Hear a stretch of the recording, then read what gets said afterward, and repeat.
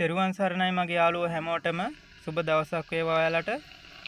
අද පොඩ්ඩක් වෙනස් වීඩියෝ එකක් කරන්න හිතුවා. ඉක්විලයිසර් තියෙන ඇම්ප් වලට එන පොදු දෝෂයක් සම්බන්ධයෙන්. ඔයාලට පේනවා ඇති වොලියුම් උඩරිම අඩු කරලා තියෙන්නේ වුණාට මේකේ ස්පීකර් වලින් ජරබර ගාලා සද්දයක් එනවා.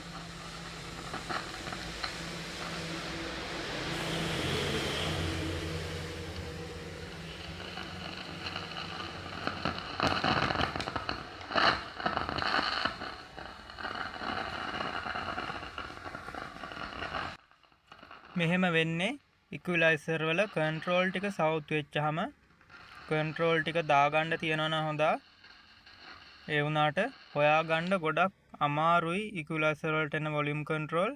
එහෙම වුණාම යාළුවනේ ඉක්විලයිසර් වල කන්ට්‍රෝල් හොයාගන්න නැති වුණොත් කොහොමද මේ දෝෂය निराකරණය කරගන්නේ කියලා මම ඔයාලට කියලා දෙන්නම්. මේකත් බහුලව දකින්න තියෙන ඇම්ප් එකක්. මේකටත් ගොඩක් දුරට ඔය ලෙඩේ බලපානවා. සමහර ඇම්ප් වල නම් අලුතෙන්ම ගන්න තියෙද්දිත් ඔය ලෙඩේ තියෙනවා. මම පොඩි ඇම්ප් එක ගලවලා පෙන්නන්නම් ඔයාලට හදාගන්නේ කොහොමද කියලා. මොකද වොට් 300 සන්බැක් ඇම්ප් බහුලව තියෙනවා ගෙවල් වල. අපි බලමු ඉක්විලයිසර් කොටස අයින් කරගන්න. මේ තියෙන ඉක්විලයිසර් කොටසේ සර්කිට් එක මෙතනින් වයර් ක්ලිප් එක ඇවිල්ලා තියෙනවා. ඔයාලට පේනවා ඇති. මේ ඉක්විලයිසර් කොටසේ සර්කිට් එකට යන මේ වයර් ක්ලිප් එක මෙතනින් ඇවිල්ලා වොලියුම් කන්ට්‍රෝල් සෙට් වෙන බෝඩ් එකට හයි කරලා තියෙනවා. මේකෙන් වෝල්ටේජ් ටිකක් අවුට් කරනවා. ආයේ සිග්නල් ටිකක් අවුට් කරලා ආයේ මේකට ඉන් කරගන්නවා ඉක්විලයිසරේ හරහා සිග්නල් ටික ගෙනහිල්ලා. ඔයාලට පේනවා ඇති ඍණ V ධන V G Li RI RO LO කියලා සිග්නල් ටිකකුයි කරන්ට් ලයින් ටිකකුයි මේකෙන් ගිහින් තියෙනවා ඉක්විලයිසරේට. අපි මේ ටික පන්නගන්නේ කොහොමද කියලා බලමු. වෝල්ටේජ් ලයින් ටික මෙහෙමම තියලා සිග්නල් ලයින් ටික විතරක් මේකෙන් පන්නලා ඩිරෙක්ට් කරගන්නේ කොහොමද කියලා මම ඔයාලට කියලා දෙන්නම්. ඔයාලට මේ ටික අඳුර ගන්න පහසු වෙන්න මේ විදිහට ලකුණු කරලා පෙන්නන්නම්. වෝල්ටේජ් ලයින් ටිකයි සිග්නල් ලයින් ටිකයි ඉක්විලයිසරේ IC වලට සහ LED වලට වෝල්ටේජ් ලයින් එකක් යනවා මේ වයර් ක්ලිප් එකෙන්ම. සමහර ඉක්විලයිසර් වල 5 වෝල්ට් තියෙන්න පුළුවන්, සමහර ඒ වගේ 12 තියෙන්න පුළුවන්. ඒ වෝල්ටේජ් ලයින් ටික එහෙම්මම තියන්න යාළුවනේ ග්‍රවුන්ඩ් එකත් එක්ක. ඔයාලා අයින් කරගන්න ඕන LI එකයි RI එකයි RO එකයි LO එකයි විතරයි. ඒ ටික වයර් ක්ලිප් එකෙන් කපලා එකට ජොයින්ට් කරගන්න. මං කියලා දෙන්න ඉස්සරහට ඒ ටික කරගන්නේ කොහොමද කියලා. එතකොට යාළුවනේ ඉක්විලයිසරේ හරහා යන සිග්නල් ටික ඉක්විලයිසර් අයින් වෙලා ඩිරෙක්ට් වෙනවා. එතකොට ඉක්විලයිසර් වලින් එන දෝෂය එන්නේ නැහැ. ඔයාලට තව ටිකක් අඳුර ගන්න පහසු වෙන්න මේ විදිහට වෙන් කරලා පෙන්නන්නම්. ඔයාලට පේනවා ඇති වෝල්ටේජ් ලයින් ටික වෙනම තියෙනවා. සිග්නල් ඉන් සහ අවුට් ලයින් ටික.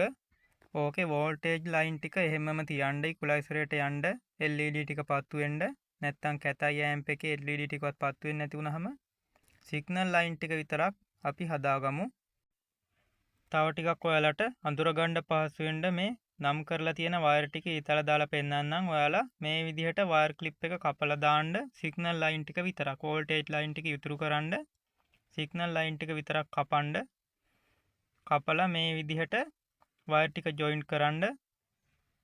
L in එක නැත්තම් ඉක්විලයිසර් කොටසට ඉන් වෙන කොටස සම්බන්ධ කරන්න. ඉක්විලයිසර් කොටසෙන් ඉක්විලයිසර් වෙලා අවුට් කරන වයර් එකට ආයේ R in එක RO එකට සම්බන්ධ කරන්න. එතකොට ඉක්විලයිසර් කොටස සම්බන්ධයක් නැතුව මේ ටික මෙහෙමම ඩිරෙක්ට් වෙනවා. ඉක්විලයිසර් කොටස අයින් වෙලා යනවා යාළුවනේ. මොකද අපේ ලෙඩේ තියෙන ඉක්විලයිසර් කොටසේ ඒ ටික අයින් කරලා දාන්න. මේ විදිහට වයර් ටික කපලා සම්බන්ධ කරන්න. එතකොට ඉක්විලයිසර් කොටසේ ලයිට් ටික පත්තු වෙයි. මේ විදිහට මේ වුණාට ඒ කොටස වැඩ කරන්නේ නැහැ.